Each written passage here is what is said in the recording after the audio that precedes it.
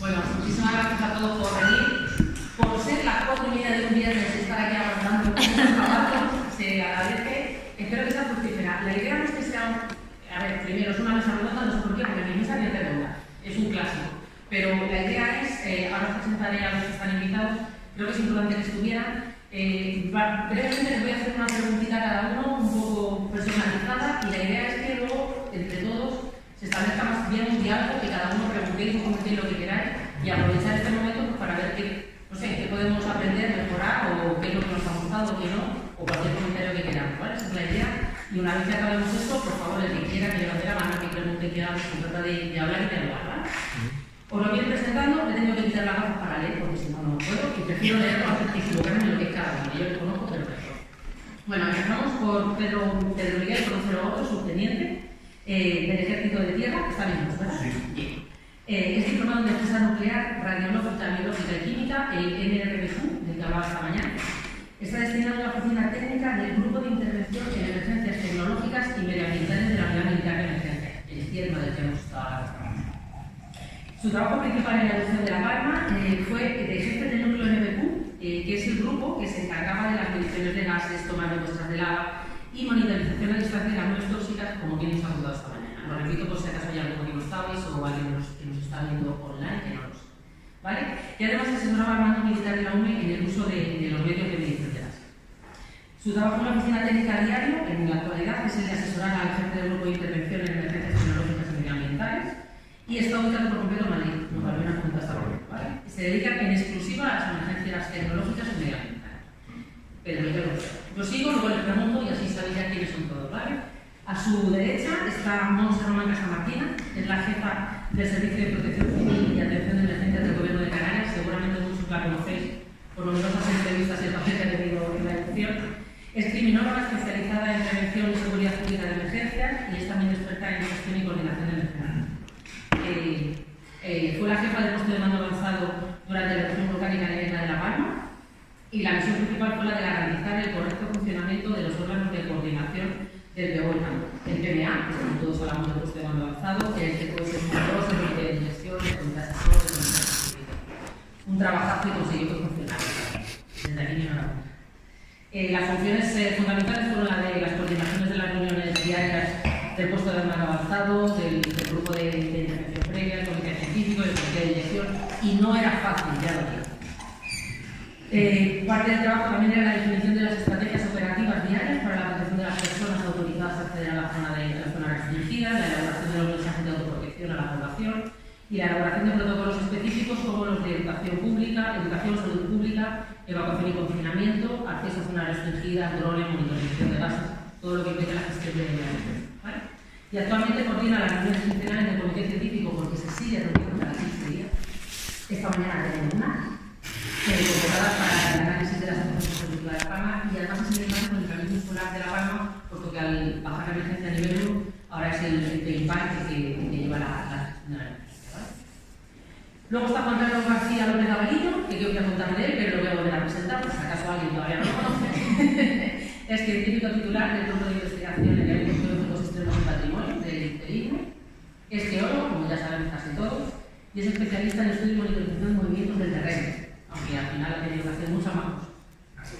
¿Alguna más? Es miembro de la UCE y ha participado en varios simulacros y emergencias por desprendimientos de rocas, fundamentalmente, que afectaron a poblaciones e infraestructuras. Si recordáis, nos enseñó una imagen del desprendimiento de la Algaga en La Gomera, donde participó activamente.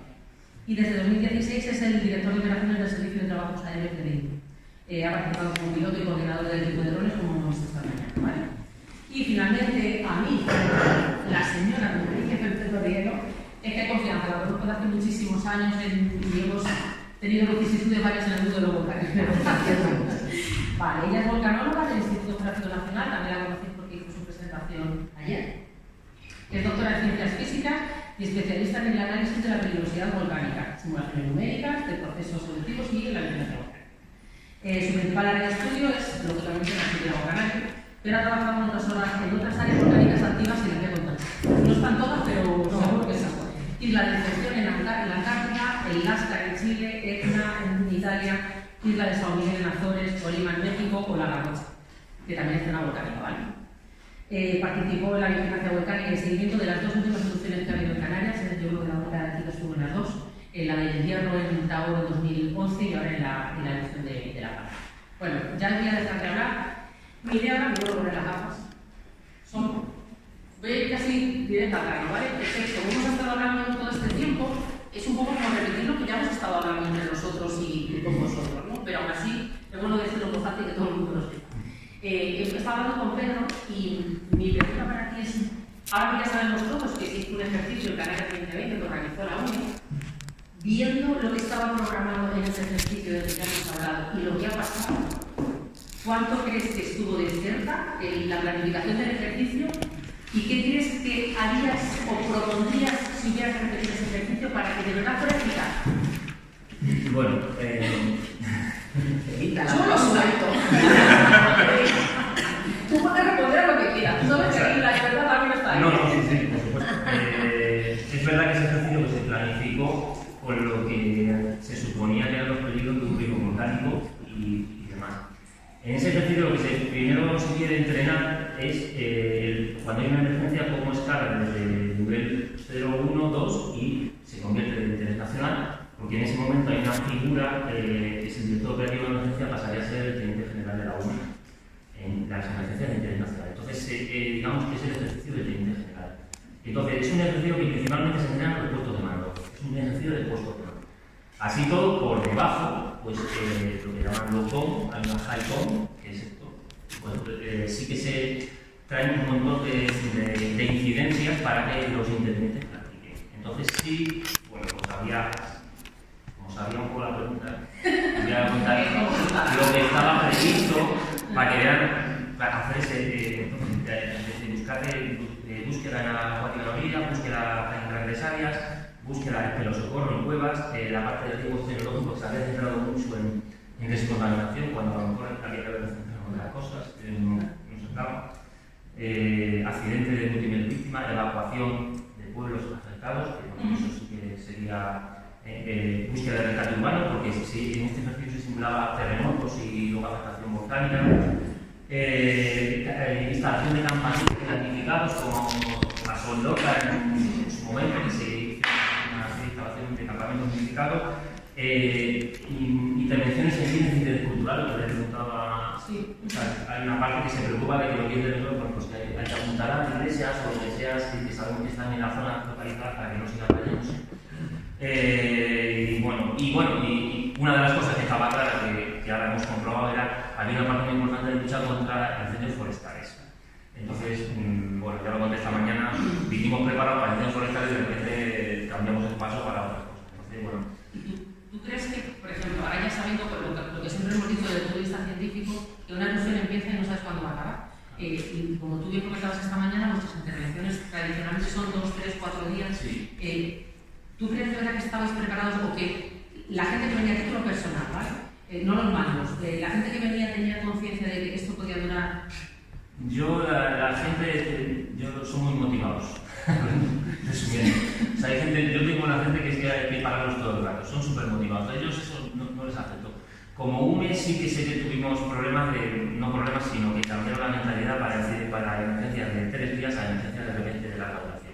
Eso nos ayudó también mucho la pandemia, porque les ha hecho cambiar mucho a una emergencia yo digo siempre, las emergencias forestales al tercer día casi siempre desactivaban y aquí la pandemia dio meses y esto contaminando la meses. Entonces eso le cambió organizativamente, ha sido un reto logístico que nos ha echado, a mí lo digo, lo he contado esta mañana, un mes a la después de adelante, pues que tenemos al ejército de aire. Ellos han volcado en los aviones, siempre que han podido modificar rutas, lo que ha hecho falta para traer a los relevos de la gente, de los equipos, llevar y traer. Claro, aquí no con ventaja en esa cuestión, pero cada uno es España, es decir, esto siempre lo digo, no es solo la ONU, pero bueno, entonces ahí ha sido un reto, y se aprendió muchísimo en ese tipo de gestión de emergencias de larga duración. Que por otro lado, por ejemplo, los riesgos tecnológicos, en una central nuclear no se supone que van a ser emergencias cortas.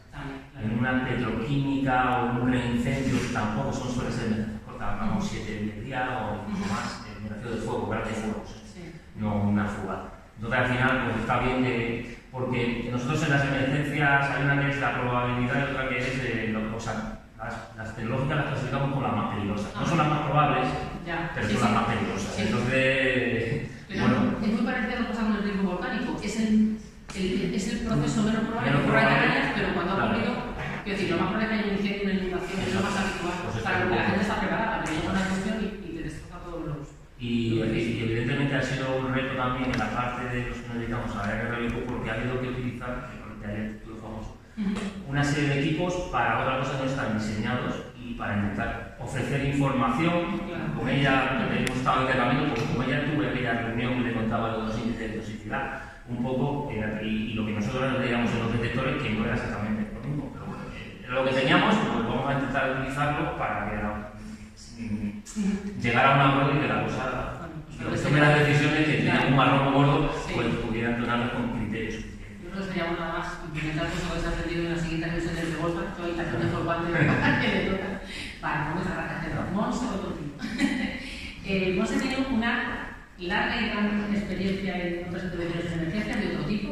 Sé que te tocó, no sé si la gente lo sabe, en los atentados de Barcelona, hace ya unos años. Y ahora te ha tocado esta que no tiene nada que ver, es diferente. Y esta, además de que es muy diferente, te ha tocado lidiar con científicos. ¿Cómo ha sido la experiencia? Es entendible decirlo, que casi todos son científicos, no pasa nada, se te quiere mirar.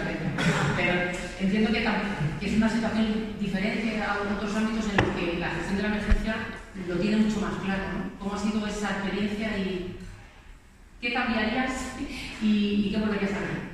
Yo no tenía una pregunta. No, ya comencé, yo os voy a preguntar en alguno de los vuestros. Sí, Esa pregunta la sabía Pedro. Es que porque hemos estado hablando, ¿verdad? Es que vamos a pedir Bueno, pues yo primero tengo que decir que de todos los planes de protección civil de ámbito autonómico que conozco, de diferentes riesgos naturales, tecnológicos, antrópicos, realmente todos tienen una estructura muy similar, unos órganos de dirección, unos órganos de coordinación, unos grupos de acción, pero este es verdad que es el plan que está mejor asesorado, que conozco, porque realmente tiene un comité científico que está permanentemente en contacto con la dirección del plan y proporcionándole una información diaria y muy detallada del proceso, de lo que se espera del proceso, porque todas estas informaciones lo que hacen si no es respaldar al final las decisiones de protección civil que se tienen que tomar, que son cosas diferentes y que viene bien también decirlo porque, bueno, es verdad que en esta emergencia a veces no ha quedado tan claro, pero yo personalmente creo que una cosa es la información del comité científico que asesora y da una información y luego ya los órganos de dirección son los que con esta información tienen que tomar decisiones y que muchas veces pues hay incertidumbres, hay escenarios que no sabemos de qué probabilidad se pueden dar, pero en teoría somos expertos en estas situaciones, entonces, bueno, son diferentes. Eso me gustaría dejarlo claro porque a veces es verdad que se ha implicado mucho al comité científico, pero no es el comité científico quien tiene que tomar las decisiones ni de evacuar, ni de confinar, ni seguramente de decidir el color del semáforo volcánico. Es que además ha sido una discusión que ha surgido a lo largo de estos días, discusión es verdad, pero es verdad que está bien que nos rematemos tanto los científicos desde la parte científica como quien tiene que llevar la gestión de la emergencia, porque sí que es verdad que ha habido mucha confusión y la sigue habiendo en los medios. Se sigue diciendo los científicos tenéis que, los gestores tenéis que, cada uno tiene que hacer el papel que tiene y me encanta que lo hayas dicho. Bien, entonces la seguridad de tener pues, un comité científico de alguna forma a disposición, la dirección del plan, que es realmente un privilegio en otros planes de protección civil, pues no tenemos realmente esta luego, yo había tenido contacto con el comité científico solo una vez desde que llegué, porque yo llevo aquí 2 años y medio, un poco más, y habíamos hecho una reunión de comité científico que es el que establece el PEVOLCA, que anualmente pues, se reúne el comité científico para evaluar la situación a nivel global del archipiélago y ver cuáles son los pronósticos. Y es verdad que en esa reunión, bueno, pues me pareció densa, me pareció también no somos expertas en la materia, es complicada esta materia al final. Pues bueno, me resultó densa y me resultó también, bueno, ya se vieron diferentes formas de interactuar, de pues a lo mejor discrepancias también entre diferentes organismos. Eso fue ese día. Yo ya no había tenido más contacto hasta que realmente lo convocamos de urgencia la noche del 12 al 13 de septiembre, que me llamaron Carmen y María José, que convocamos al comité científico. Yo lo que sí puedo decir de todos los días que se reunió el comité científico, que durante la elección fueron más de 100 reuniones del comité científico. Todos los días se terminó la reunión del comité científico con un informe consensuado por parte de todas las administraciones, organismos y comunidad científica que forman parte de este comité científico. Entonces yo creo que eso hay que ponerlo en valor, teniendo en cuenta que muchas veces pues hay puntos de vista diferentes, o incluso teniendo en cuenta también la experiencia que habíamos tenido en el comité científico en la otra erupción volcánica en el Villar. Yo creo que esta parte es positiva y yo creo que hay que ponerla en valor. Que fue duro, sí. Que hubo muchos días que fue muy complicado, sí. Que había que ir moderando y también intentar llegar con mano de hierro. O lo intentaba cuando te explicaba. Sí. Bueno, y pues sí que hubo días pues muy complicados, pero pudimos entender, hubo muy buen entendimiento entre la parte científica y la parte de coordinación y dirección, la incorporación dentro de los órganos de coordinación del personal científico, incorporando en las primeras reuniones de puesto de mando avanzado, que cada día era a las 8, reunión de puesto de mando avanzado, a las 10 reunión de comité científico, a las 12 reunión de comité de dirección y a las 2 rueda de prensa. Eso era todos los días. Entonces empezamos ya por la mañana, a primera hora, con la información de los drones, súper valiosa, ya lo habrán comentado, pero necesitábamos una interpretación de esos datos y de ahí la incorporación del INME en este caso, en las reuniones de programa avanzado, que nos ayudaban a interpretar incluso los vuelos que la UME o la Policía Nacional o el GES o el INME, ¿no? Pero necesitábamos una interpretación que alguien nos lo explicara, porque con eso ya luego íbamos al comité científico con más información, al comité director ya pudiendo proponer medidas de protección civil y ya luego ser capaces de comunicarlo a la población a las 2 a las ruedas de prensa. Era todo un engranaje bastante complejo realmente. Entonces, ¿cosas a mejorar? Sí, claro que sí. Hay cosas a mejorar porque yo creo que el comité científico necesita espacio de debate y no tiene que estar encorsetado y sentirse de alguna forma supervisado o cuestionado por parte de la dirección del plan, porque viene mucho a colación de lo que he comentado al principio. Son cuestiones diferentes, entonces no podemos estarnos influyendo continuamente. Esa parte pues sí que creo que es importante destacar. Y una parte de mejora yo creo que es proponer espacios para que el comité científico pueda debatir y después ser capaces desde la dirección del plan de establecer unos parámetros que necesitamos tener. Pues mira, en la reunión necesitamos saber estas cuestiones porque son las que nos van a ayudar a tomar decisiones de protección civil a la población. Entonces, pues ya tener este resumen o estas conclusiones ya debatidas y trasladadas a la dirección del plan. Un poco también para que vosotros sepáis cómo funciona y se lo que está dándonos y a lo que se refiere es que el tiempo se queda muy corto. La mañana parece muy larga, pero es muy corto. El problema es que en esas 2 horas de comité científico, porque tiene que estar el informe consensuado a las 12 para el comité de dirección, con exponer cada institución los datos de los que dispone y entre todos simplemente dar tiempo para eso, no hay tiempo material para discutir en el sentido científico de discusión, no de pelearnos y tirarnos los trastos a la cabeza, de discutir los datos, analizarlos, que cada uno opine sobre cómo se pueden interpretar y cuál puede ser la evolución en los próximos 24 horas. Muchas veces eso no daba tiempo, porque la presión de tener el informe consensuado mínimo para el comité director que pudiera tomar decisiones era complicado. Y la realidad es que todos nos dimos cuenta que necesitábamos a veces un tiempo para solo los científicos sentarnos a discutir. Pues esto sí, pues esto no, pues yo creo que viene por aquí, va por allá. Y eso a veces lo que hacíamos era, alguna vez lo intentamos, reunirnos por la tarde solo nosotros para intentar llegar a algún tipo de conclusión, ¿verdad? Porque, como dices, en el comité científico no solo hay científicos, también hay representantes de otras instituciones y de otros órganos que son necesarios que a veces dificultaban, ¿verdad? Bueno, realmente el comité científico en el Prevolca tiene una estructura muy clara y es que tus son los organismos que son. Es verdad que esta emergencia emergencia, la necesidad de poder trasladar la información a todas las administraciones implicadas, a los ayuntamientos, al cabildo y la administración del Estado también estaba a través de la delegación de gobierno y la comunidad autónoma. Es verdad que las reuniones estaban también implicadas, sobre todo al principio, todas las administraciones. Luego se mantuvo también el representante de las administraciones. No es el espíritu del comité. Y realmente ahí yo creo que lo que por un lado era beneficioso porque todas las informaciones se trasladaban desde el primer momento a todas las administraciones para poderse preparar para las primeras evacuaciones. Era importante tener esa información, sobre todo porque solo hubo una semana previa, no es como otras elecciones que a lo mejor había más tiempo para poder preparar o beneficiarse o activar los planes. Entonces, bueno, hubo muy poco tiempo y ya no sé qué estaba hablando.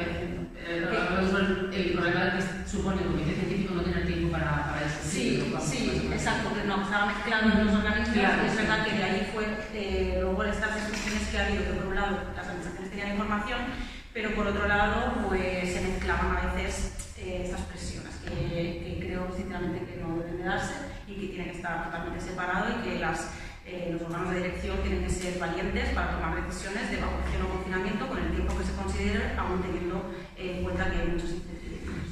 Muy bien, pues eso lo hemos estado hablando, que es importante que lo digamos, lo que lo hemos vivido. Juan Carlos, te toca la parte de la ciencia. No, a ver, como científico interviniente, la parte de los drones ya lo hemos visto, lo sabemos, somos conscientes, pero pensando en la parte de todos los científicos que tú has estado, que has visto cómo han participado todos, ¿qué crees que podríamos mejorar como científicos para la gestión de la emergencia? Tampoco es pequeña la pregunta, yo ya lo sé, pero vamos. No, las está haciendo muy fácil. Pero aunque eso así podéis desarrollar lo que queráis. Pero es verdad que es importante, hemos estado hablando mucho de qué podemos hacer los científicos, que a veces caminamos por encima de las aguas, ya lo hemos dicho más veces. En una emergencia no podemos estarnos a veces con uy, pues es que si el más menos 3 más menos 2, pues mire usted, da igual más menos 3 más menos 2. No es lo que interesa en este momento, ¿no? Y hay veces que nosotros mismos nos perdíamos en cosas. Y luego además, mi pregunta va en el sentido de ¿cuánto crees que los científicos que han intervenido tenían conciencia de la estructura de gestión del plan y de los papeles de cada uno? Eso es lo primero que pienso. Yo creo que un científico que trabaja o que forma parte de un comité científico o que va a ser actor dentro del comité científico en una emergencia tiene que tener claro la estructura de las emergencias, los intervinientes que van a actuar en la emergencia, saber esos mecanismos de transmisión de información y saber cuál es su papel, que es lo que intentaba o lo que bien ha comunicado Montse en el engranaje de todo el sistema del plan de emergencias. Eso por un lado, saber desde qué es un PMA, qué es todo ese engranaje y toda esa estructura. Porque me parece vital para saber dónde te encuentras dentro del plan. Por otro lado, también es cierto que los científicos nos solemos mirar mucho al ombligo y como sabemos mucho, pero de nuestro campo en particular, intentamos, pues eso, por nuestros egos o lo que sea, hablar de mi libro. Correcto. Y realmente una emergencia no es lo primordial, hablar de mi libro o de desarrollar y convencer al otro de que el dato que yo tengo es mucho más válido. No. Lo que yo tengo que enfocar es a la solución o a lo que me está pidiendo el gestor de la emergencia en el momento que me lo está pidiendo. Y cambiar el chip e intentar dar esa respuesta en el tiempo, además, que me lo están pidiendo. Con las incertidumbres que tengamos, que siempre son todas, la ciencia es incierta, pero tener esa valentía también de dar el dato con la incertidumbre, pero enfocado a lo que me están pidiendo. Yo creo que es algo que es importante. Y por último, pues yo creo que tenemos que tener más esa conciencia de sumar que tienen todos los organismos que participan en emergencias, de que uno sin otro no se consigue nada, y eso es muy importante. Yo lo decía en mi charla, y yo lo que he aprendido en la emergencia realmente es que tenemos que ir todos a una y además sumando. O sea, mi libro, más tu libro, más tu libro, más tu libro, hace la biblioteca. Es así. ¿Tú crees que en esta emergencia la mayor parte de los científicos que han intervenido, no hablo solo del comité científico, que al final somos una representación de lo que tenemos que hacer? ¿Tú crees que la mayoría tenía esa conciencia y lo sabía? No. Vale. Pasamos a la siguiente. Alicia, es que Alicia estuvo en la de Hierro y ha estado en esta. Ha sido parte del IGN, como Ejército Nacional, en un papel fundamental. Sin los datos del IGN no se hubieran podido saber muchísimas cosas, empezando por dar la alerta de que algo estaba sucediendo, convocar el comité científico y ponernos en marcha. Partiendo de esa base ya, no es que todo lo demás sobre, pero ya es lo fundamental. Mi pregunta es, tú has estado en las dos. Sabemos casi todos que la erupción hubo muchísimos problemas y afortunadamente la erupción fue lo que fue, quedó donde fue. Quiero decir, el volcán no llegó a salir, hubo una evacuación preventiva en la zona de la Rastica y no hubo mayor problema. Los daños fueron económicos por el cierre y demás, algo inevitable. Pero no hubo daños personales como lo ha sucedido en La Palma, ¿no? Y en esta ha sido una cuestión completamente distinta. ¿Qué has aprendido? Ya sé que has aprendido muchas cosas, pero ¿cuánto sirvió de la del Hierro para esta y cuánto crees que ha influido lo que pasó en el Hierro en que esta gestión o esta evolución haya sido mejor por parte de los organismos militares? Infinito. A ver, solo tenemos dos erupciones monitorizadas instrumentalmente. Y tener una erupción monitorizada, tener instrumentos para monitorizar un sistema volcánico, lo que te permite es anticiparte a todo y poder interpretar. Si hubiéramos estado en la erupción de Leguía, pues hubiéramos sentido unos días antes los terremotos sentidos y poco más, y ya sale la erupción. Entonces, la erupción de Hierro ha representado para la comunidad volcanológica española el primer ensayo de volcanología moderna, por decirlo de alguna manera. Vigilancia volcánica, pronósticos, pero era muy difícil. No olvidemos que tenemos muy pocas opciones en este país, unos pocos espacios para practicar y para aprender. En ese sentido, el Hierro fue una lección, a ver qué adjetivo pongo, podríamos decir cómoda, muy adaptada, muy amable para nosotros. En el sentido de que el inicio de la reactivación fue muy claro, o sea, más o menos en el 19 de julio, pero de repente la actividad sísmica muy intensa, de muchos terremotos pequeños, que era evidente que no era tectónico, y hubo como 3 meses, julio, agosto, septiembre, 3 meses y medio, 4, de preparación para eso. La isla de Hierro tenía muy poca instrumentación instalada. En ese tiempo, en esos meses de reactivación que tuvimos crescendo, cada vez había más terremotos, empezamos a ver un poco de deformación, empezamos a medir algunas emisiones anormales de CO2, pero lo que hicimos fue instrumentar. No se instrumenta igual de bien cuando lo haces rápido y cuando lo haces con tiempo, es verdad. No todas las estaciones que pusimos en ese momento acabaron siendo estaciones permanentes porque pues, alguna desplazamiento no era el idóneo o lo que fuera. Eso por una parte con respecto a esto, pero en el momento que empieza la erupción, poca de la gente que estaba en la parte del comité científico había estado. Y en general de todas las instituciones. En general de todas las instituciones. Y entonces, bueno, todos juntos al año. Hubo disensiones en las reuniones de los llamémoslo así. Está bien dicho, ¿no? Sí, queda muy bien. Entonces, hubo disensiones. El problema para mí más grave de esa... bueno, perdón, os he contado bien un poco cómo fue la erupción. La erupción comienza, hay una migración de terremotos que empezaron en la zona norte de la isla, incluso en el mar, y se fueron, durante el tiempo, se fueron propagando hacia el sur y hacia el sur, y la erupción al final salió pues, en el mar de las Calmas, más al sur de lo que es la isla de la...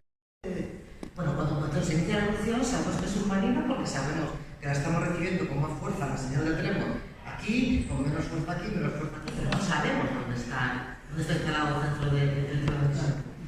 Sabemos que empieza la erupción porque tenemos una señal de trepo súper clara a las 4:10 de la mañana que nos... Había un aviso 2 días antes porque hubo terremotos superficiales, de repente. Pero bueno, sabemos que estamos haciendo la erupción. Es todo completamente diferente a la de la palma. Nada que ver. Con deciros que no sabíamos cuándo terminó la erupción. O sea, en lugar de terminar la erupción de La Palma, esta fue una erupción que fue la creciente, digamos. Curiosamente, se supo cuándo empezó, pero no dónde, y se supo, no se supo cuándo acabó, pero sí dónde. El dónde pues sí, porque no había cambiado. Pero lo que quiero decir es que en el fondo la mayor parte de la gente no pensaba en la erupción submarina en Canarias. No tenemos ningún registro de erupciones históricas submarinas, que seguro que han tenido lugar, pero no teníamos ningún registro. Entonces, pues bueno, aparte de que fuera submarina, pues llegó... Más fácil. El Instituto Español de Oceanografía se integró en el comité científico cuando no estaba originalmente en el plan de aquel momento. Bueno, fue bastante más complicado. Ventajas. Afección para la vida marina, pero no con ningún riesgo para las vidas humanas. Primera evacuación que se hace, tenemos unas evacuaciones preventivas por caídas de rocas, pero por motivos de erupción se cerró al segundo día de erupción porque se sentía el tremor muchísimo. La parte de la Lestina era hasta tierra fácil, con un punto en la carretera cerradas todos los accesos. O sea, era sencillo. Fue larga, duró varios meses y eso lo hizo pesado para la población. ¿Y cuánto de eso que vivisteis allí? Que bueno, hay que ver también, tendría que saber cómo dormían, dónde dormían, de aquella manera, porque fue todo un poco así. Sí. Y un poco lúcido. Vale, ¿cuánto de aquello os ha servido para esto? Entiendo que, a ver, vamos a decir que sí, que todo, ¿no? Pero de verdad que sea aplicable en cuanto a cómo han ido cambiando los procedimientos. Vale. Primero, 10 años. En 10 años a tiempo aprender muchas cosas. Entonces, nosotros desde el punto de vista de la vigilancia volcánica que hemos hecho, instrumentar mucho más todas las islas, ya con un poco más de conocimiento para haber vivido una erupción y sobre todo desarrollar métodos nuevos, técnicas de medición más nuevas, todo robustecerlo mucho más y sobre todo diseñar sistemas automáticos que analicen de forma automática los datos. A lo mejor no también, como lo puede analizar una persona trabajando, porque es rápido, es que trabaja solo por la noche y muchos sistemas de detectores. En el sentido de decir, dame una alerta y manda unos avisos cuando esto supere este valor, cuando se vean cosas diferentes. Con lo cual, cuando llegó esta erupción, nuestra preparación era... Y a la hora de organización de viajar, porque aquí también fue, porque hemos hablado muchas veces, un poco a salto de mata, y esta estaba, entiendo, bastante más organizada. Nosotros, por ejemplo, fue clarísimo, en el Hierro, pues yo recuerdo que la primera vez que yo me fui al Hierro, que yo le fui con erupción. Yo iba para 5 días y me quedé 3 semanas y media. O sea, era todo mucho más sobre la marcha. Ahora aquí nosotros tuvimos muy claro desde el principio que vamos a trabajar en términos de 7 o 8 días. Entonces, estábamos una semana en La Palma, te volvías y por lo menos una semana en casa y luego volvías al otro lado. Una cosa que parece clave, porque no sé si a los que solamente habéis vivido esta erupción no lo veis, pero para nosotros era muy claro. El tener la comida solucionada por parte de las autoridades fue algo increíble. Nosotros estábamos en el Hierro, en un pueblo vacío, completamente aislado, y si alguien nos acordaba de traerte la comida, pues no comías, pero que a veces no teníamos ni agua. O sea, era casi como muy curioso. Esa estructura y desde casi el principio de la emergencia me parece, o sea, absolutamente excepcional. Las dinámicas del comité científico, mucho más ágiles, gente entrenada, no había tanta gente que repitiera, la verdad. A lo mejor por eso funcionó. Es una maldad, ¿no? O sea, pero me refiero, pero daba igual, la dinámica estaba mucho más establecida y yo creo que eso es súper importante. Sin embargo, sí que tengo la sensación de que fue igual que la población de La Palma percibía más el riesgo volcánico que lo que percibía la población de Hierro. Claro. En la memoria del Hierro no había conocimiento de erupciones en su isla, y en cambio aquí sí. Claro. Y eso hace que yo creo que la actitud de la población también, a pesar de que se les vino obviamente muchísimo más dura, funcionaba. Nosotros esa parte vuestra de aprendizaje de los turnos, nosotros la hemos aprendido para la siguiente. En esta primera, básicamente nos ha pasado lo mismo que a ellos. Tú venías para 3 días y te quedaste también 3 semanas, ¿no? O sea que vamos un retrasito. Un turno de 20 días. 20 días, y así casi todos. En fin, bueno, mi ronda de preguntas básicamente era esto un poco para abrir el debate. Yo lo que quiero ahora es que vosotros preguntéis, habléis, comentéis para cualquiera de nosotros o para cualquiera de los otros compañeros que han estado estos días interviniendo. La mesa, yo me gustaría que hubieran estado aquí todos, no cabemos todos, lo mejor era tener una representación de cada uno, que cada uno pudiera hablar de lo que quisiera. Os invito a vosotros, si queréis decir cualquier cosa que queráis decir, que no hayáis podido decir hasta ahora en otro foro, que por favor preguntéis o digáis lo que queráis. Bueno, sí. Vamos a ver, yo voy a introducir una cuestión que creo que estamos hablando de una catástrofe volcánica, un fenómeno geológico impresionante desde el punto de vista científico, pero desde el punto de vista de protección civil, una catástrofe. Entonces yo quisiera preguntarles, ahora que la verdad que están aquí del IGN, del ISME, también del Gobierno de Canarias, una pregunta clave.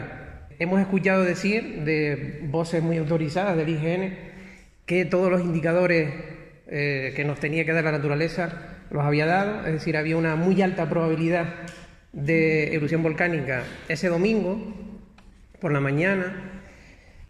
Alta probabilidad, supongo que ustedes le podrán poner un porcentaje, pero en meteorología se dan aviso naranja con un 40% de probabilidades. Entonces la pregunta es, ¿por qué si existían clarísimos indicadores de una erupción, ya sé que la palabra inminente tiene un valor jurídico en el plan, pero bueno, ha habido también ahí ciertas correcciones extrañas, pero ¿por qué si existía eso no se evacuó a la población?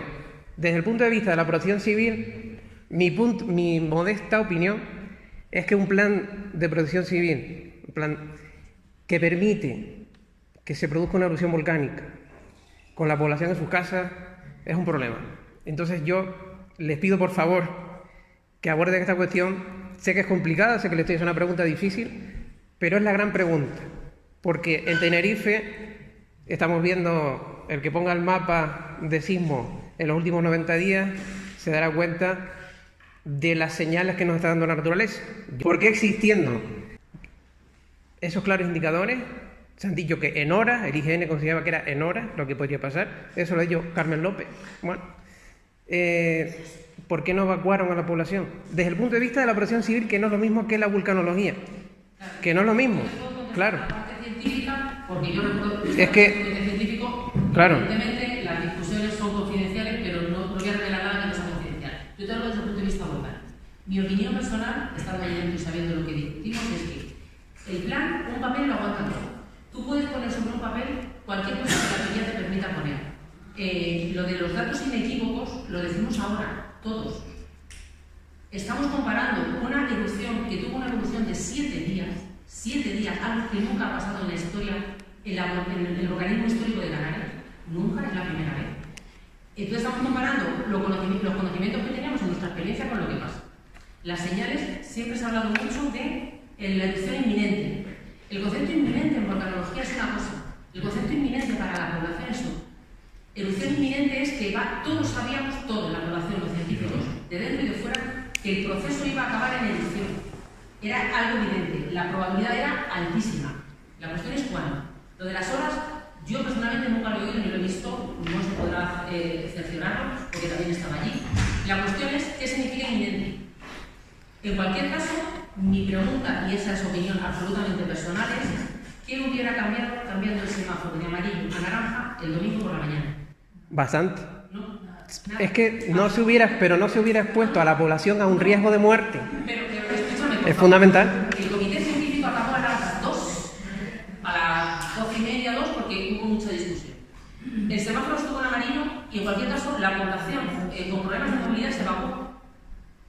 ¿Qué hubiera cambiado que a las 2 de la tarde dijeran hay que evacuar? Si la gente ya estaba saliendo, la elección fue a las 3:10.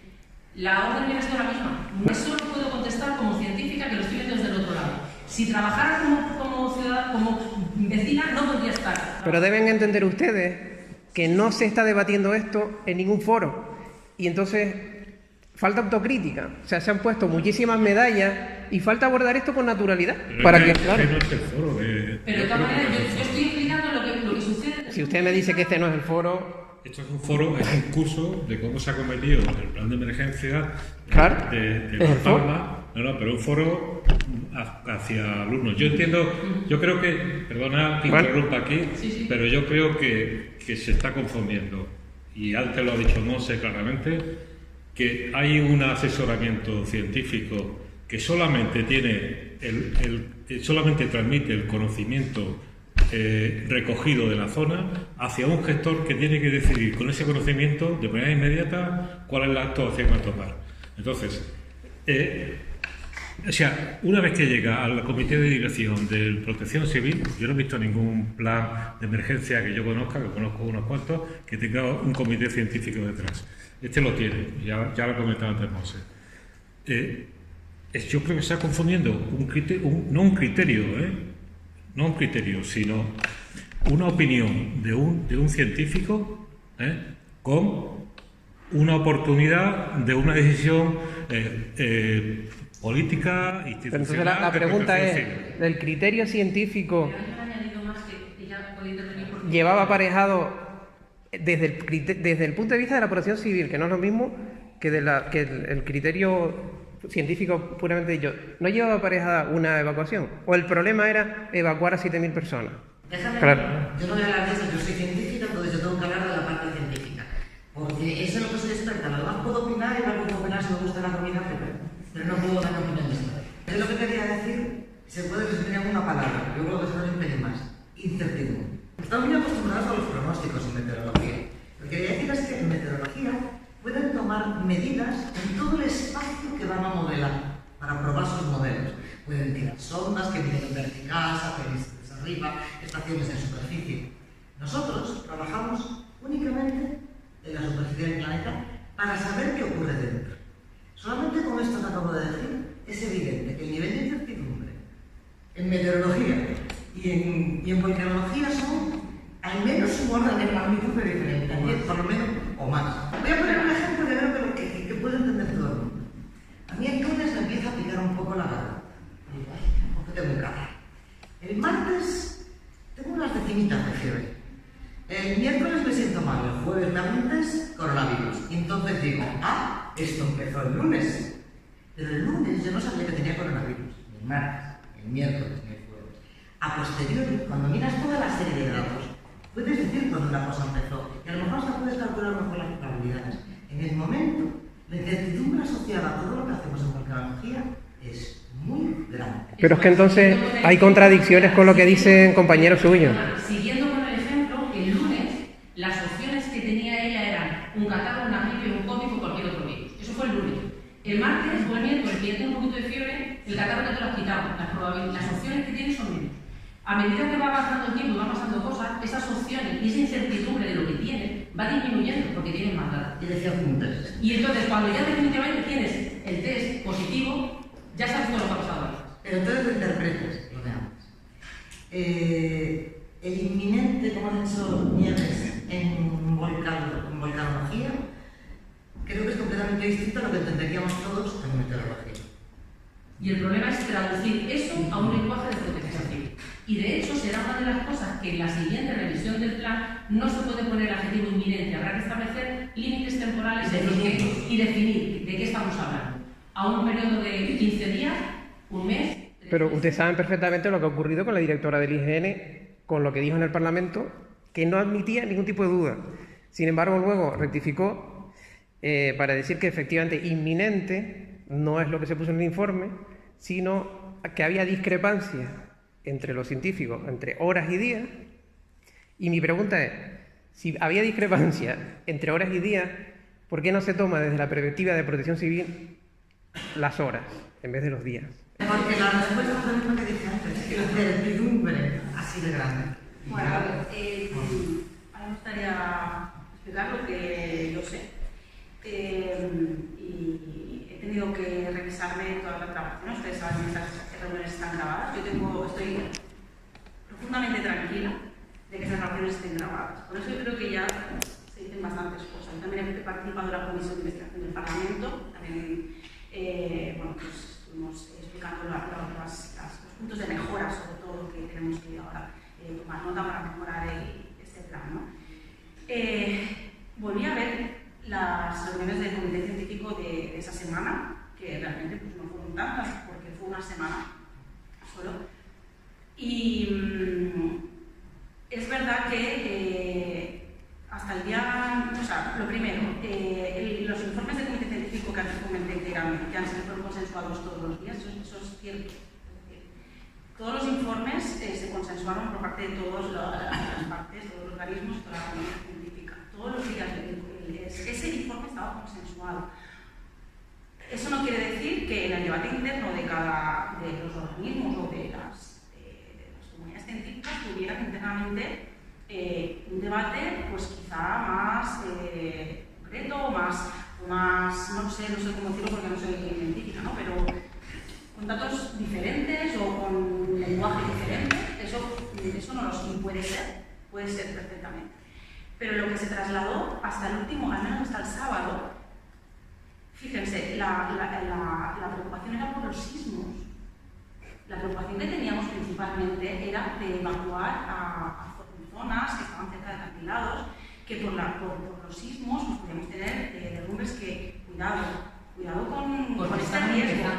con este riesgo que personalmente a mí me llegó a preocupar mucho más, que con eso no quiero ahora desviar el tema, ni tampoco no dar la cara porque luego terminaré y daré también mi opinión. Ay, y disculpen mi tono porque yo me imagino que también en el comité igual esos días se exaltaban un poco y es lo normal, pero bueno. No, pero está bien, esto es el debate. Sí. Esto es como si fuera un comité. Ahora esto parece el comité científico de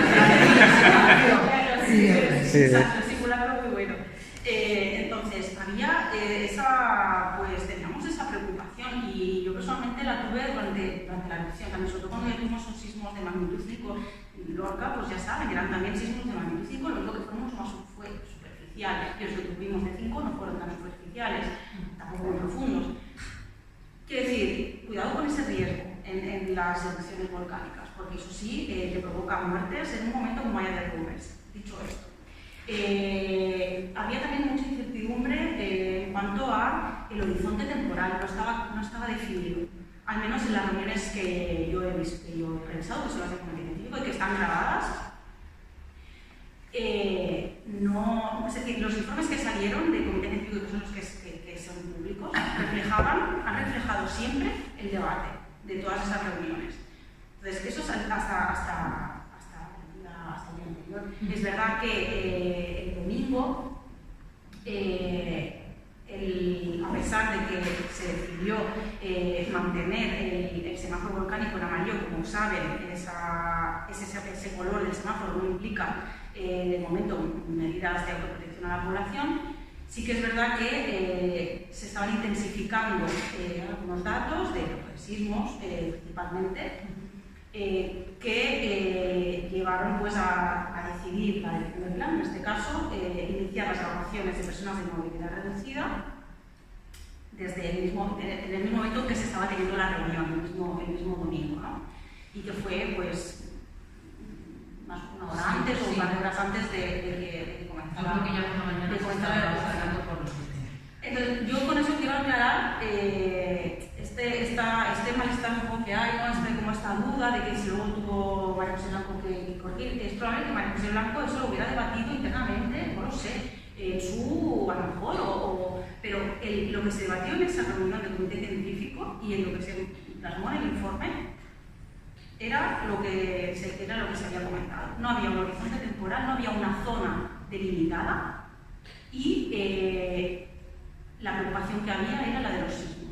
Ese día 19, por la mañana, empezaron a migrar hacia el norte de los sismos y se desplazó mucho de la posición donde estaban en los días anteriores. Y eso es un indicador, no directo, pero en muchos casos puede ser indicador de que hay un desplazamiento. Por eso, esa zona era donde estaban los sismos. Yo los he estado estos días. Juan Carlos ha comentado que el INC estaba allí 3 días antes, precisamente por los desprendimientos con los drones. Para examinar con los drones las zonas donde por los terremotos estaba habiendo ya desprendimientos, porque la principal preocupación era que esos desprendimientos cerraban carreteras y dejaban aislada la población. Entonces, y una evacuación con una carretera cortada, ¿qué hace con esa gente si sucede otra cosa? Entonces, esa era el principal papel, lo que pasa es que luego todo se precipitó. Es verdad que, bueno, eso es lo que hemos dicho al principio, tenemos una información y las autoridades de protección civil pueden decidir también. Quiero decir, yo me reitero también en ese mensaje, que no fue fácil, que había incertidumbres y que la elección del plan puede tomar decisiones perfectamente. Todo se conjugó de esta manera y llevó pues, a las decisiones temporales y más cronológicas que se dieron. Pero yo insisto en esa parte, porque es verdad que volví a revisar todas esas reuniones y la preocupación principal eran los signos. Dicho esto, bueno, la emergencia una emergencia se puede gestionar de formas muy diferentes. Esta misma emergencia, en otro momento, en otro sitio, también en función de la población como es, hay que adaptarse también a las características de la zona, de la población y bueno, gestionar todo esto para tomar decisiones. Durante la erupción volcánica, una opción, por ejemplo, hubiera sido cerrar toda la zona y no permitir que accediera a nadie. Ahí eliminas la vulnerabilidad, con lo cual tienes un peligro, pero no tienes vulnerabilidad, el riesgo es bajísimo. Aún así, se hicieron, yo creo que la gestión ya durante la erupción, tengo que decir, y no lo digo como algo positivo en cuanto a que nos supuso unos esfuerzos muy altos de estar pensando en la seguridad de las personas, fue valiente, fue una gestión valiente en cuanto a que se permitió el máximo posible acceso a las personas para intentar minimizar el impacto en las actividades económicas, también en las personas que puedan acceder a sus viviendas y acompañarlas de forma segura, que no encuentran que la cantidad de gases, etc. Eso ya durante la erupción. Pero, bueno, dicho esto, me gustaría, a pesar de que hemos dado los datos que hay, quedarse con la idea de que hay que diferenciar la parte científica de la de las decisiones. Es que incluso se puede disociar, si me apuras muchísimo. Y después de esa experiencia, si se diera la misma situación en Tenerife, que perfectamente se puede dar en los próximos años, en zona habitada, claro, sí, es el Teide, mejor no hablar del Teide, ¿no? Pero bueno, no se debería evacuar de manera preventiva, aunque la gente dijera que han pasado 2 días, no ocurrió nada, pero la vida no estuvo en juego, que es lo importante. Es una decisión que se puede tomar, se tiene que siempre sopesar con la información disponible y con los riesgos. Eso lo hacemos continuamente en protección civil. Como lo he dicho al principio, tenemos incertidumbres y tomamos decisiones. No es comparable, pero en el último episodio del ciclón tropical, pues desde el viernes se decidió los proyectos de actividades escolares para el lunes. Bueno, pues, para toda Canarias, además. Bueno, pues hay que ver estas decisiones, a veces hay que tomarlas y bueno, no siempre pues, se cumplen esas previsiones. Entonces, ¿que se pueden hacer evacuaciones preventivas? Claro que sí, por supuesto que sí que se pueden hacer evacuaciones preventivas. O sea, eso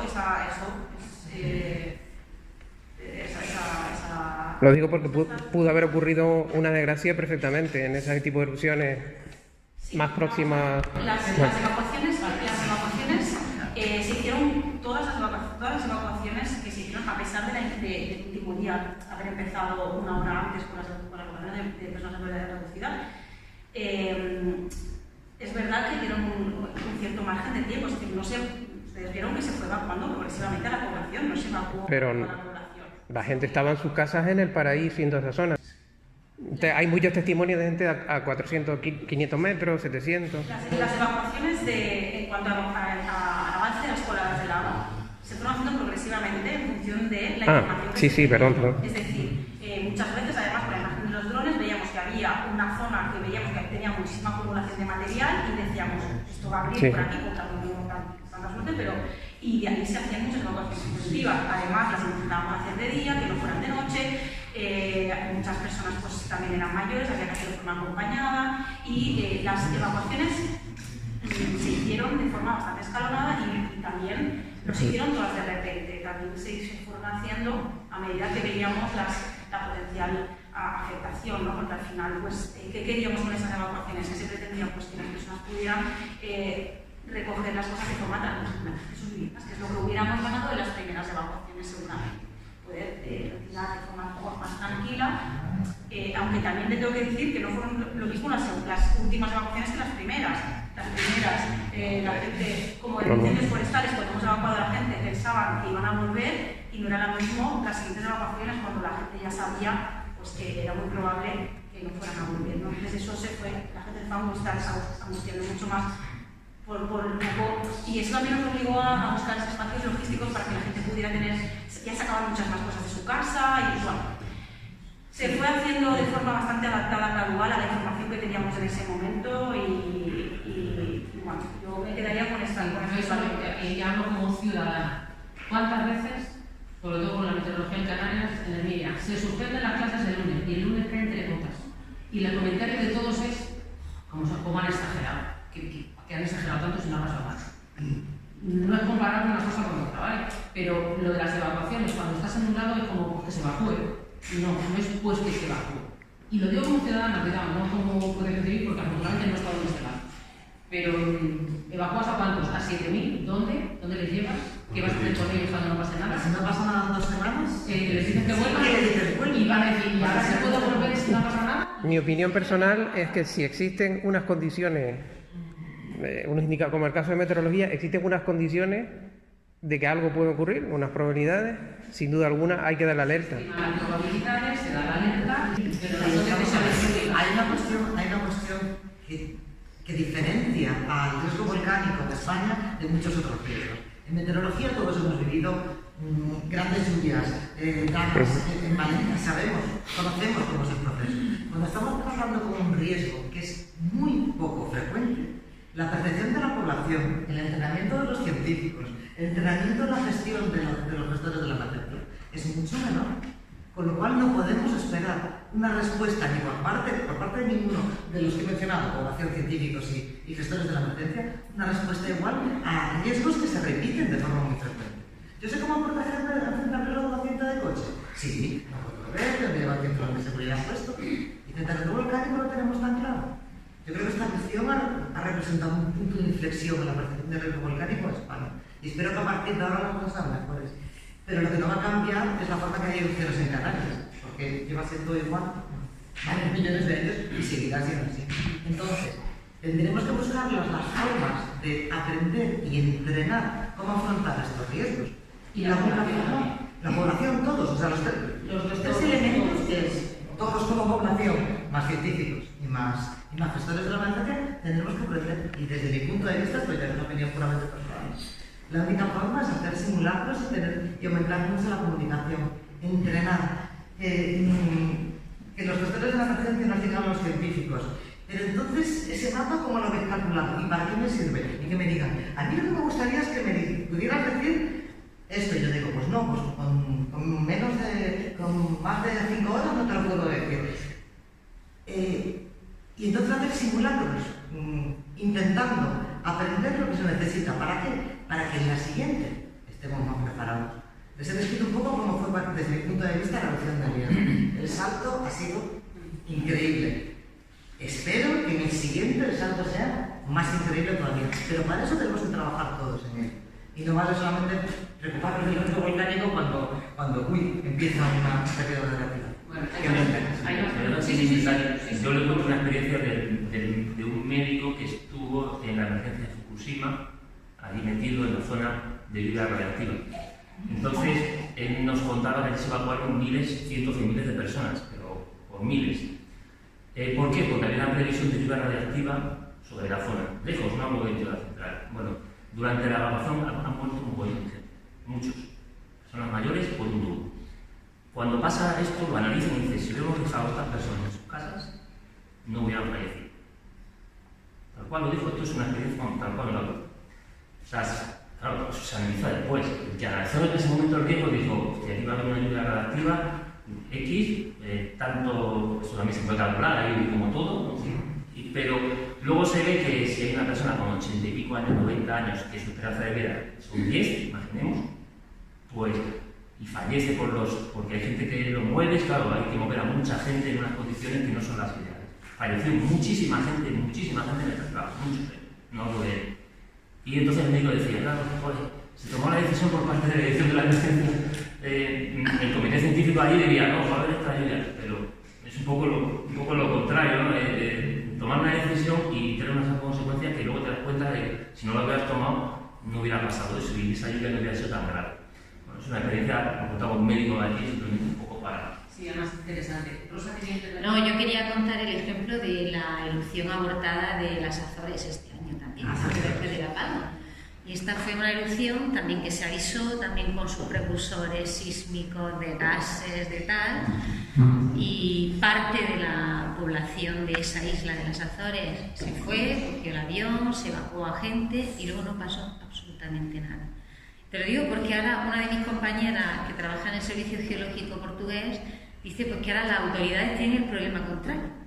Que por qué las asustaron tanto, que se han gastado el dinero en salir de la isla, que tuvieron que estar no sé cuántas horas en el aeropuerto y tienen el conflicto al contrario que lo que usted está planteando. Pero además, Rosa, quiero decir una cosa, que la credibilidad. Exacto, y pierde la credibilidad. Cuanto más seguro quieras estar, más te alejas del pronóstico certero. Con lo cual hay que jugar siempre con cuánto riesgo puedo asumir y cuánto seguridad puedo mantener. Es una situación complicada. En el caso de Soños también llevaba mucho tiempo sin tener negocio. Y una frecuencia electiva, incluso a veces más familiares. ¿Cuál? Y había cientos miles de carros. Azores. Ah, la de las Azores. Perdón, sí.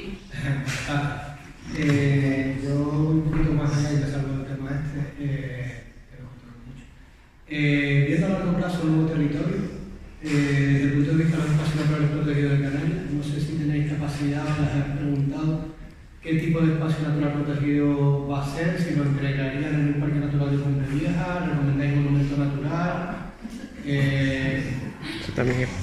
Esto es delicado también. Eso también es una pregunta delicada. Porque la gente allí no quiere que protejan, ¿no? Entonces.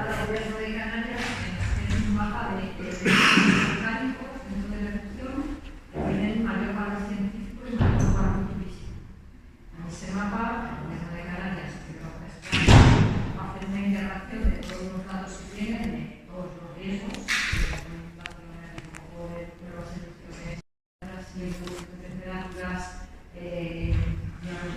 análisis más morfológico, todo eso, de qué zonas, y el gobierno de Canarias será el que tenga qué zonas se protegen y bajo qué sistema de protección, porque sabes que hay muchas zonas de protección desde el parque nacional al espacio, a paisaje protegido, pues hay toda una categoría de espacios que pueden proteger. Y eso solo tiene las competencias a día de hoy el gobierno de Canarias.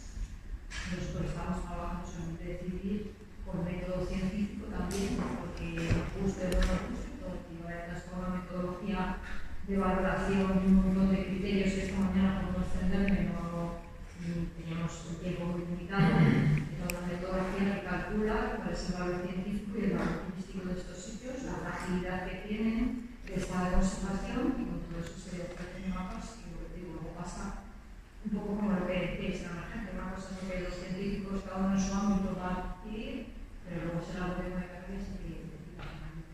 Y a partir de eso, una vez que se decida qué espacios se protegen, de eso depende del resto de la organización territorial. También, pese a las prisas que tenemos todos, la realidad es la que es, mucha de la superficie que se va a destinar a la agricultura, de las mismas hectáreas que se perdieron, se van a devolver a la agricultura.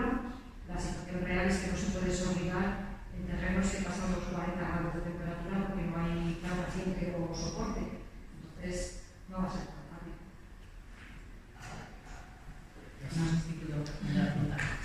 Pues yo tenía bastante interés por saber qué pedirían que no tenían cuando ocurrió la emergencia. O sea, sobre todo en la parte tecnológica, ¿no? Porque yo entiendo que en la parte social sí se avanza bastante, porque se tiene una experiencia de primer humano, claramente, que no se había tenido antes, ¿no?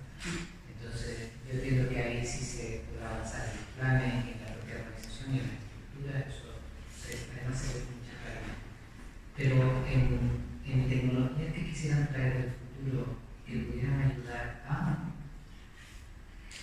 Quiero hacer tomografía de pulmones del sistema volcánico de Teide Pico Viejo.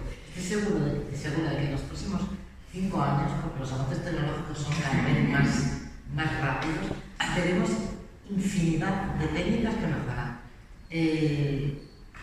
La gran ventaja del mundo científico con las medios de comunicación que hay ahora es que cualquier cosa que se aplique en algún volcán en el mundo y se publique en un paper científico puede ser mirada, analizada y decir, pues esto nos puede interesar a nosotros para el siguiente.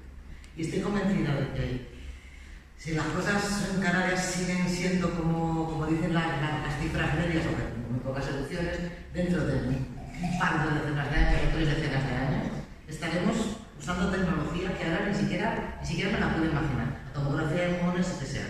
Solo lo he dicho porque sí que sea de verdad. En el hierro, los japoneses. Sí, después exactamente por eso. Entonces, faltarán un montón de cosas. Hemos disparado con láser a las coladas del agua a esta erupción. A lo mejor dentro de 5 años eso se hace en todos los lugares del mundo y se convierte en una técnica más para el seguimiento de una erupción. Creo que todos los que nos dedicamos a la ciencia en volcanes hemos dado lo mejor que teníamos nosotros ahora y espero que lo que demos en la siguiente, a quien le toque, que sea muchísimo más. Pero los avances en ciencia normalmente la mayoría de ellos son pasito a pasito, muy pequeños. ¿No? Las grandes revoluciones solamente ocurren de vez en cuando. Para mí en esta erupción han sido los drones, el gran cambio. Ya un dron se usó en la erupción de hierro, pero era como otra liga, no tenía nada que ver con lo que se hizo esto y la información que lo proporciona. Espero que tengan técnicas mejores, que se implementen de forma muy rápida y que cada vez esa incertidumbre de la que hablamos en vulcanología nunca podremos ver que sea cero. Pero cuanto más pequeños sean, más acertados serán nuestros pronósticos o más concretos y por tanto las decisiones que puedan tomar los gestores de la emergencia serán mejores. Yo fíjate, yo tecnología no pediría. Yo lo que querría es una gestión ágil para movernos. Que no tengamos que mover 300 papeles y llamar personalmente a la dirección del instituto para que verbalmente me autorice a irme. La administración como tal, por lo menos a nivel científico, no está preparada para afrontar una emergencia. Lo está Protección Civil, lo está la UME, la estructura lo tiene y está en sus planes, pero nosotros como organismo científico, nosotros y tal nosotros. Usaron Excel. ¿El qué? Usaron la tabla de Excel. Solo una pregunta que quiere decir capciosa. Simplemente durante la gestión se usa normalmente sistemas como este, de poner un Excel y empezar a contar cosas con la tabla y demás. Yo sí. Y bastante más complejo. Quiero decir, pero no más fácil, pero cuando decimos eso, yo tenía mi plan de quiénes venían, cuándo entraban, cuándo salían, qué necesitaban. Eso explica tu necesidad. Pero en este nivel no tenemos, porque el este me permitía a mí ser ágil, pero mis superiores no es que no quisieran, es que no tienen herramientas administrativas para hacerlo. Lo contó nuestra directora el otro día. O sea, con el este no lo podemos manejar, ¿no? Porque nuestra intervención era de 30 personas, la UME no puede manejarse con una hoja este, por ejemplo. Pero no es un problema de la hoja este, el este.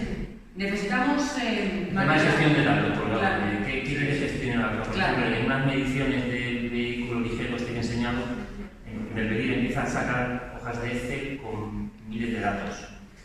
Lo ideal es que eso acabe, por ejemplo, en un sistema de información geográfico de estos modernos, que o sea, hay una georreferencia por colorines que diga que lo hace el radiológico, es clarísimo como se hace, pero también aquí. O sea, ¿para qué? Para que la dirección de la emergencia no tenga que ver ese 14 sino de una foto y diga, hostia, más rojo, vale, pues aquí hay más concentración, hablo de concentración en general. Pero esa traducción sí que la hicieron. Sí. Es decir, se hacía esta traducción y nos facilitaba muchísimo la información.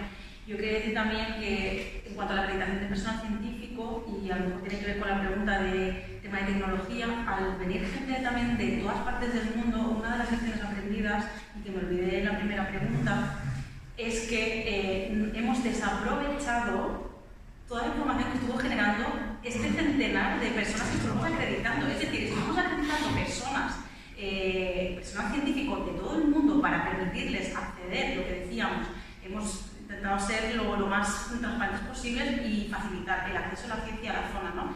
Pero luego no hemos sido capaces, ni por metodología, ni por estructura, de a estas personas sí te acredito, pero mira, cada día me vas a dar esta información que a mí me va a servir al día siguiente muchísimo para tomar decisiones de protección, y eso no lo hemos hecho.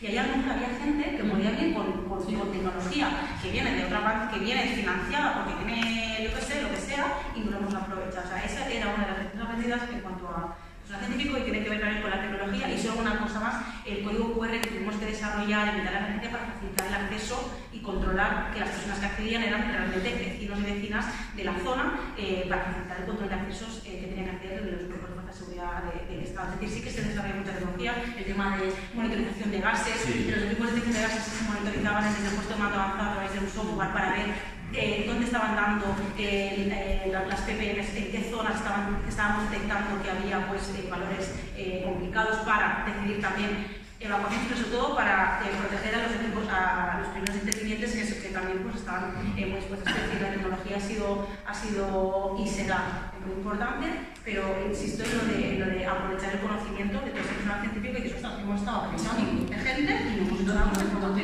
Es que quizás yo creo que si eso no está previsto en un plan, es difícil en el momento de la emergencia intentar organizar. Entonces, si en el plan de alguna manera se puede poner que este conocimiento tenga un cauce, pues cuando venga dice, que por aquí pues va a matar. Porque claro, bastante tiene usted dirigir aquello como para ponerse a ver si los pulmones esos, no sé lo que es, pues es la leche o es una tecnología de hace 20 años. Entonces, y es difícil también en un plan poner a lo mejor ciertas cosas, que tampoco es plan de hacer un plan ingobernable, claro. Porque yo insisto, este plan para mí ha funcionado bien, sinceramente, lo sigo defendiendo públicamente. Ahora, mejorable, pues, todo el campo del mundo. Juan Carlos. No, de la tecnología que decías, como no paramos de hablar. Sí, la generación de los productos de Tron ha sido ingente, porque había muchísimas operadoras tomando datos e imágenes. Lo que no había era ni tiempo ni expertos para interpretar. O sea, al final el volumen de información ha sido muy grande y necesitamos acotar esa información que sea generada por expertos. Yo pienso que debe haber más Juan Carlos por ahí participando de la gestión de la emergencia y luego medios para almacenar, organizar y transmitir esos datos. Muchas veces se hacían transmisiones en streaming que no tenían un retorno, nadie las estaba viendo en el eso para mí era sacante. Bueno, eso, una lección que era la primera vez que utilizábamos los drones, por tanto no podíamos preverlo, pero era lo que... Sí, había preguntado Juana y tú también habías pedido la palabra, Sandy. A mí me gustaría mover el foco cuando has hecho la pregunta esa de qué les pedirías a los científicos que os hace falta para ayudar para las próximas. A mí me gustaría cambiar el foco y como científica me gustaría saber quiero porque le pediría a la sociedad, a los políticos y a las fuerzas y cuerpos de seguridad del Estado para la próxima emergencia volcánica. Y se produce algo sencillo como es educación ambiental de tipo volcánico. Entiendo que a la población le falta formación, necesita saber el riesgo que vive, necesita saber qué pasa si hay un terremoto, si los terremotos son de baja intensidad o alta intensidad, conocer su territorio, pertenecer, porque cada vez estamos más con el móvil y no reines los montes que tengo alrededor, no cómo se llama el camino que iba mi abuelo y por el que se salía si se corta la carretera. Y a los políticos y a las personas que trabajan en la emergencia entiendo que igual, tienen que saber si gestionan un territorio volcánico o puede haber otro volcán, cosas básicas sin llegar al grado de conocimiento. Creo que eso disminuiría muchísimo el riesgo en sentido de la actuación clásica, de exposición de inactividad a cuestiones, y eso no es tan caro, es muy barato comparado con cualquiera de las otras cosas que se pueden poner ahí, y yo creo que es uno de los grandes retos que tenemos para la próxima. Hablamos mucho de todo, que uno hubiera hecho lo mismo. Nadie puede permitirse hoy en día tener una casa sin seguro. No podemos impedir eso, porque no se incentiva y se educa a la gente en que tiene que tener ese tipo de garantías para sus bienes personales. Eso no lo estoy viendo en ningún discurso ni en ningún debate de los que están viendo. Entiendo que es muy barato comparado con las demás cosas que se están poniendo en la mesa y disminuiría el riesgo en pérdidas económicas y en pérdidas de personas a años luz de lo que hoy estamos hablando.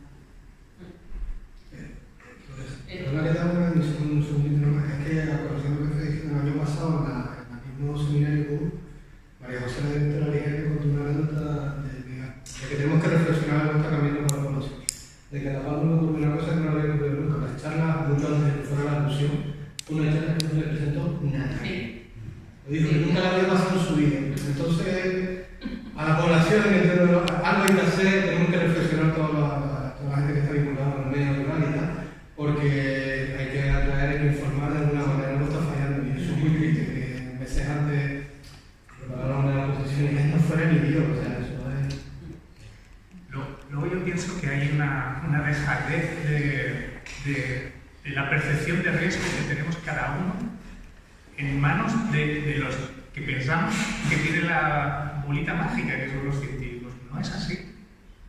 O sea, tenemos una desconexión entre científicos y población en general que hace que cada uno no sepamos a dónde podemos llegar cada uno y lo que tenemos que asumir es que como ciudadanos tenemos que tener la percepción del riesgo que existe en el territorio en el que yo vivo y tengo que plantearme qué riesgo tengo que asumir o quiero asumir. Y esos estudios sociológicos tampoco se están haciendo. Es que se confunde, yo creo que informar muchas veces, o son gente interesada con alarmar. Y no, informar no es alarmar, es la realidad. O sea, vivimos en un territorio volcánico y es la realidad. Yo creo que hay que empezar desde los colegios, ¿no? Hace unos años, yo llevo 15 años en Canarias y se intentaba siempre hablar con las autoridades de dar charlas, que la gente supiera dónde estaban. La primera respuesta durante bastantes años fue: no, que se asusta el turismo y no viene. Eso me lo han dicho a mí. Pero ¿cómo que se asusta el turismo y no viene? Pues la gente va a Hawái a ver los volcanes. Yo voy más tranquila y más segura a un sitio donde sé que las autoridades responsables saben lo que hay y en la población también. En San Francisco hay carteles de la ruta de provocación de tsunami. ¿Por qué? Porque es que el agua le llega. Y si es el tsunami, entonces sacar los cartelitos y van. Entonces, no me digas que es que la población se asusta o el turismo se asusta y aquí no pasa nada. No, aquí pasa, como ha pasado. Entonces, es un proceso de perdón. Tú sabes que Santi quiere hablar. Tú vas a hablar. Inés Galindo en su intervención dijo que parece que no se puede hablar de riesgo porque la gente se asusta. Yo creo que es lo contrario. Hay que hablar de riesgo y repetirlo, para que cada uno pueda ser consciente de hasta dónde quiere formarse y cuánto quiere conocer para tomar decisiones de autoprotección. Sobre todo autoprotección, pero luego conocer los planes de adaptación y lo que decía Juana. Cada uno tiene que conocer el medio ambiente donde está viviendo y saber a qué peligros está expuesto. Si conseguimos hacer esto, realmente entre todos, como ciudadanos, también tenemos responsabilidades. Si la gente que yo he elegido para que me dirija y me gobierne no se toma en serio esto, pues habrá que exigírselo. Se está construyendo, esto es un trabajo muy largo, lo que estoy diciendo, es una utopía casi. Pero si no intentamos ir caminando hacia allá, yo creo que nunca conseguiremos más.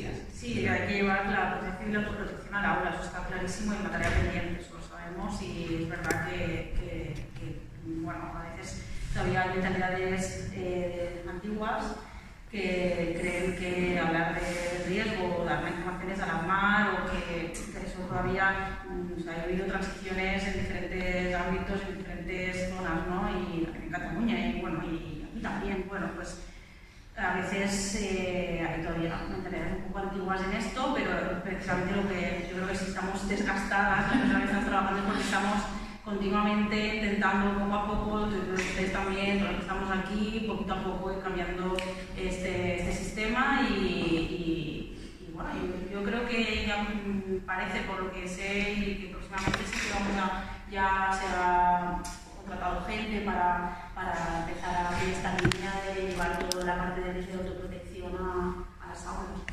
Después de eventos catastróficos es donde más esa ventana de permeabilidad funciona mejor. O sea, hay un evento volcánico, tú montas un programa de concienciación de riesgo y eso permea hasta el fondo.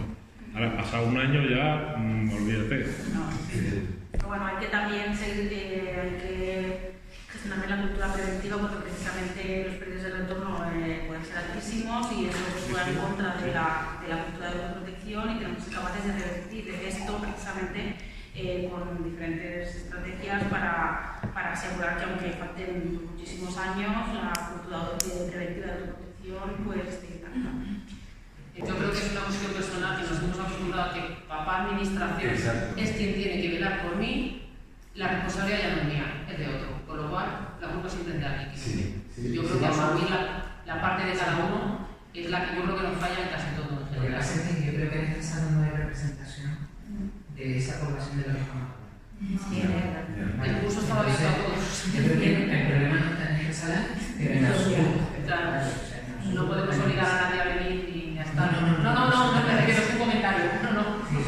eso hice preguntas desde el punto de vista de alguien fuera del mundo de la geología y las emergencias, porque es verdad que podemos entender que hubo, bueno, no quiero poner adjetivos, pero yo entiendo que un fallo en un plan de emergencia es que está ahí el volcán con la gente, bueno, pero habrá que aprender de eso, ¿no? Claro. Hay distintas visiones, distintas realidades, todas son ciertas, porque esa es tu verdad y tu realidad, y la nuestra es otra, todas son verdad, ninguna es mentira. Que lo que hay que es intentar conjugar todo eso y que tengamos un lenguaje común que nos entendamos para minimizar eso en la próxima es evidente, pero hay que decirlo y hay que hablarlo. Yo creo que estamos en el camino al menos.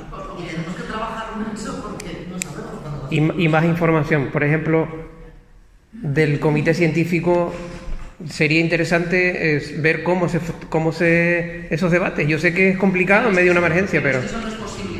No es posible en ningún sentido. Y por mucho que se pida no se va a poder porque no de liberación y las discusiones, si la gente no entiende lo que es la ciencia y la discusión, yo no quiero pensar lo que pensaría cualquier ciudadano de a pie que no sabe de ciencia si estuviera viendo por una cámara una reunión solo de científicos en un comité científico. De un grupo de trabajo. Pero sería bueno saber cuál fue el diagnóstico del IGN, el diagnóstico de Involcán, ¿no? Porque es el diagnóstico del comité científico.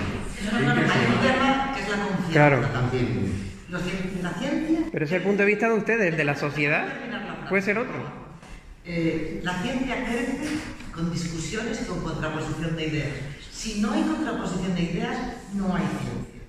Entonces, cuando los científicos discutimos datos y cada uno defiende la postura que cree que es más correcta y se va construyendo ladrillito a ladrillito el conocimiento científico. Probablemente, si alguien que no es científico y no está en esos ambientes viera esa discusión, diría: estos son una banda locos, que cada uno piensa una cosa distinta, cuando cada uno defiende una postura o la otra. La gracia de la ciencia es discutir para construir. ¿Y cómo resolvemos esa discrepancia para el político, no? Voy a poner un ejemplo y ya explicarles de verdad que si me pasa lo mismo y doy paso a los tres patas, ¿vale? Te voy a poner un ejemplo que para mí es muy gráfico. Un programa de la televisión canaria hizo una entrevista a un grupo, a una persona de mi grupo, un investigador del INE que está en la emergencia, y a un investigador del IGN que era Estados. Julio y Estados. Les di una entrevista de tantas como hemos intentado dar para transmitir toda la información posible y lo que nosotros sabíamos. Le hacen una entrevista, 3 o 4 preguntas, contesta sin mayor problema sobre José Alberto Saporra mejor, pues no recuerdo, pues si la profundidad de los terremotos, es que no recuerdo exactamente. Le hacen esa entrevista a mi compañero y se la hacen a Estados, pero ninguno lo sabe. El montaje de esa noche en la televisión fue de las 3 preguntas, respuesta de Julio, respuesta de Estado. Segunda pregunta, respuesta de Julio, respuesta de Estado. Tercera, igual. El ciudadano que lo ve y el titular era: los científicos no se ponen de acuerdo. Parecía que estamos a la recta. Científicamente no teníamos ningún problema. En el fondo estábamos todos hablando de lo mismo, pero eran pequeñas interpretaciones que a nivel científico es lo normal, pero para el ciudadano era: si no se pone de acuerdo en esto, no vamos a avanzar. Eso además es una mala praxis periodística, pero es un reflejo de cómo se puede interpretar una discusión científica fuera del entorno científico.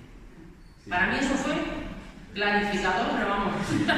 Y la base de datos de Stavros, los sí. datos que tenía Stavros son diferentes a los que tenía. Claro. El consenso entre los dos llevará a uno a convencer a otro. Entre Estados y Julio no había ningún conflicto, ni entre el IGN ni el INE, absolutamente ninguno, porque el fondo era el mismo. Pero la transmisión de esa información al que lo ve, que no sabe de ciencia, era: madre mía, ¿cómo está? Directamente. Se están matando. Sí. Inciso, Guada, José y Rosa, por ese orden creo, que habéis pedido para. Tenía una pregunta a todos sobre lo que estamos diciendo, que lo que comentabas, ¿no? Hemos detectado un problema, que no hay una transmisión de la ciencia a la sociedad. Entonces, estamos aquí solamente, sobre todo científicos y gente de la gestión, entonces, ¿cómo lo hacemos?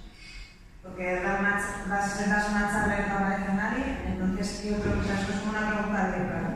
¿Cómo nos organizamos y qué otro tipo de días se os ocurre que podamos tener? Una de las que hemos comentado esta mañana, pues tipo de iniciativas, ¿no? de participación ciudadana y demás. Y eso, como científicos, ¿qué podemos hacer? Yo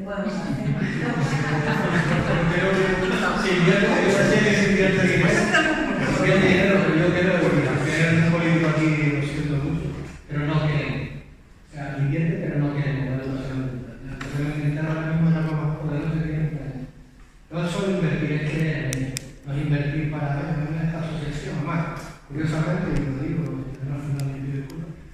voluntariado. Se piensa profesional, por favor, estamos hablando de algo muy serio. Voluntario, que no digo que haga de buena fe, que haga una buena obra, hacer cosas profesionales, hay profesionales, no vemos profesionales. Entonces, pues hay que creer, hay que ver la cara, que no aportar dinero, una sumisión, que se cae, la fundación, la JPG. Yo creo que hay que creer, porque es necesario, o sea, es para transmitir lo que están diciendo, es muy necesario. No porque ellos no sepan transmitir, seguramente sí, pero ellos tienen que estar en lo que tienen que estar. Y hace falta una persona en medio que transmite a la sociedad, que dé tranquilidad, que utilice un lenguaje adecuado para que la población no se asuste y lo entienda. No porque, vuelvo a decir, no porque ustedes no lo sepan hacer, sino porque ustedes tienen que estar donde tienen que estar. Y entonces yo creo que ahí tiene que... Yo creo que también es un sistema científico en el que es que es muy tóxico también, una que se evalúa, ahora se está empezando a dar más importancia de divulgación y de todas esas partes y también todos un poco chicos.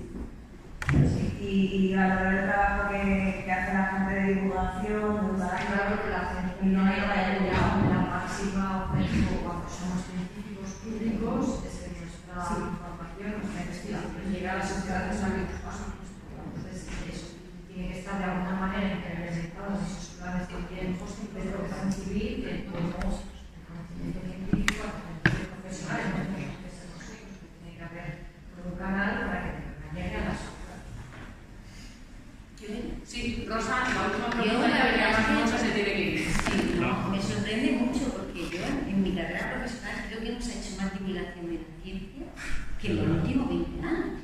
Que en los últimos 20 años ha habido una revolución. Los científicos hemos salido de los laboratorios, hemos ido a las calles, hemos ido a los colegios.